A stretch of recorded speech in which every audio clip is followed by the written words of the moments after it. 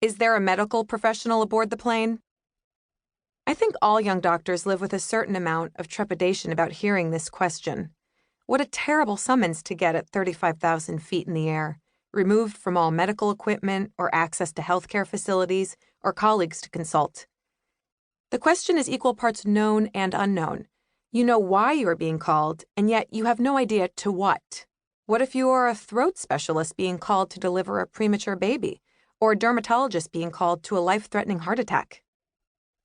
But on June 9th, as we prepared for our flight to Seattle, Dave and I were not concerned with anything like that. It was a glorious early summer day. June really is the best time of year in Chicago. After our long, notoriously difficult winters, the vestiges of which can remain parked like a gloomy, uninvited guest through May, the city and all its inhabitants come surging back to life.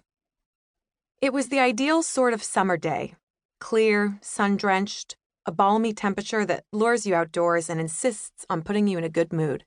And Dave and I were certainly both in good moods as we hopped into a taxi and headed to O'Hare Airport.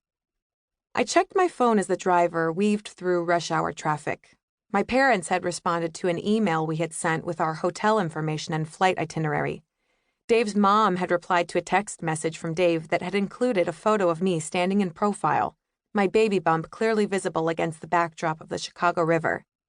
Dave and I were tracking the size of the baby on a weekly basis on an iPhone app, and Dave had sent out the photo with the message, 5 months, the size of a papaya.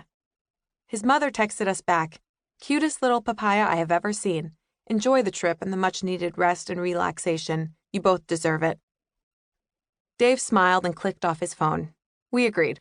We were both exhausted and eager for some time together.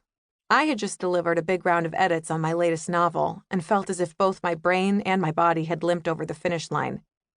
Dave, a third-year resident in orthopedic surgery at Rush University, was wrapping up a grueling few months.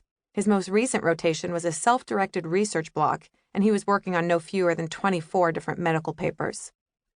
The pace he kept at work still struck me, after many years of his medical training, as untenable. He seldom slept more than 4 hours a night.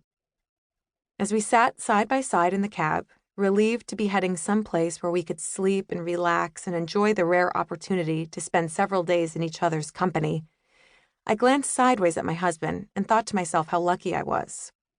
It was one of those out-of-body moments when you take a step back and take stock of the present moment, and as I did that, I thought, I am so lucky. I did not say it aloud, but I remember so distinctly that I thought it. I looked at Dave with 11 years of shared history to color my view. A college courtship, a young, largely untested relationship post-graduation in the wilds of New York City. And then came some big tests, medical school and marriage, surgical residency and the illnesses of loved ones, moves around the country and a rescue dog, all parts of the life we had woven together, and now a new baby that would be equal parts Dave and me.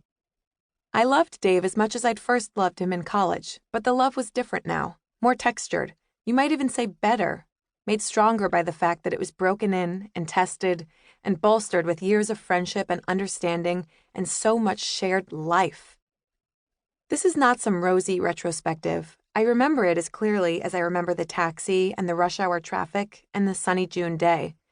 I remember exactly what I thought as I stared at him in that car ride to the airport. I thought, to be precise, I am so lucky to have Dave.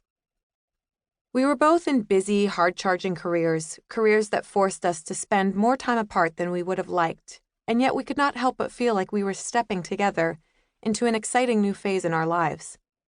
After more than a decade of medical training, Dave was on the cusp of becoming a senior resident. After years of being the overworked underling, he was about to start reaping the rewards of his intense labor and sacrifice and sleep deprivation. At 30 years old, he had spent more than a third of his life working toward this goal, pouring himself into this medical training, and the finish line was finally on the horizon.